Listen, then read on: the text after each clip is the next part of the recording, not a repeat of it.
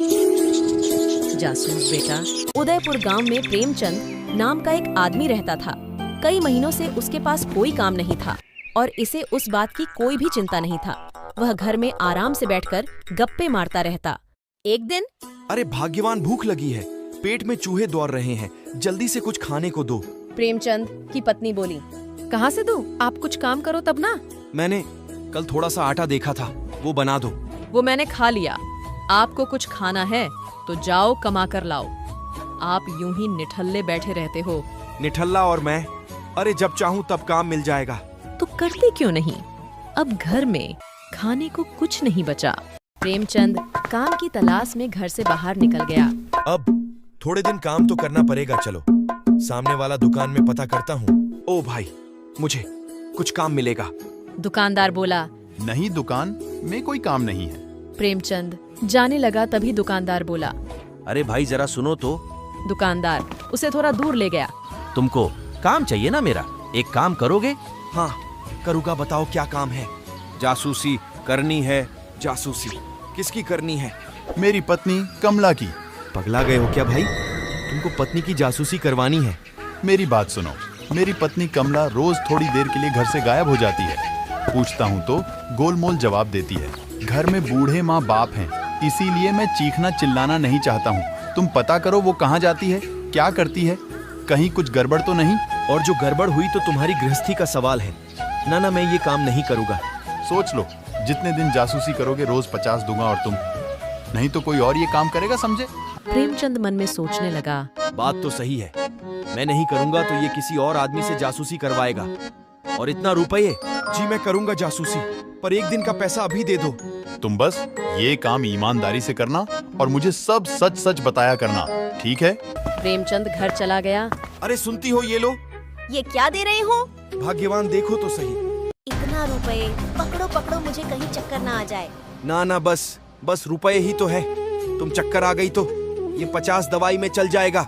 तुम्हें मुझसे ज्यादा अपने 50 रुपए से प्यार है तो मुझसे शादी क्यों किया? रुपयों से ही कर लेते। अरे अभी तो कह रही थी इतना रुपये, और अब? आपके हाथ में कभी एक पैसा नहीं देखा, सीधे 50 रुपए देखा तो चक्कर आ गया। जो काम मुझे मिला है उसमें रोज 50 रुपए मिलेंगे। रोज के यहाँ तुम तो बस नोट गिनो। सच्ची में रोज के? विश्वास कर लूं? तो क्यों नहीं करेगी?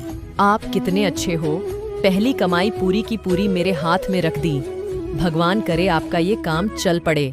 अगले दिन प्रेमचंद कमला के घर के बाहर साइकिल पर छिप के बैठ गया। कमला बाहर आई। ऑटो वाला बोला, दीदी कहाँ रह गई थी? आपका इंतजार करते करते धूप में जल गए। भैया आज काम ज्यादा था, ये लो, बहुत गर्मी है और जल्दी चलो, ज्यादा बात करना ठीक नहीं, कहीं हम पर किसी को शक न हो जाए। कमला ऑटो में बैठ गई और प्रेमचंद साइकिल से उसका पीछा करने लगा।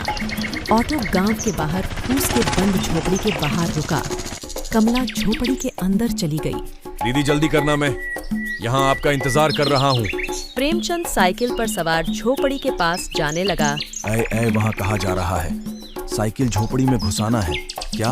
अरे नहीं भाई, आज साइकिल संभल नहीं रही ना, इसलिए थोड़ा टेढ़ा मेढ़ा चल रही है। संभाल कर चलाया करो भाई, कहीं गिर ना जाओ। प्रेमचंद मुस्कुराता हुआ वहाँ से चल गया। शाम को प्रेमचंद दुकानदार के पास पहुँचा। आओ, मैं तुम्हारा ही इंतजार कर रहा था। बताओ क्या पता चला? पता तो बहुत कुछ चला है, पर पहली मेरी मजदूरी। दुकानदार उसे 25 रुपये देता है। ये तो बस 25 है, बाकी के 25 रुपए। पहले बताओ तुमने क्या पता किया? कमला भाभी रिक्शा में बैठकर गांव के बाहर एक झोपड़ी है उसमें गई और 1 घंटे बाद बाहर आकर रिक्शा से घर आ गई। हाँ ये तो मुझे भी पता है।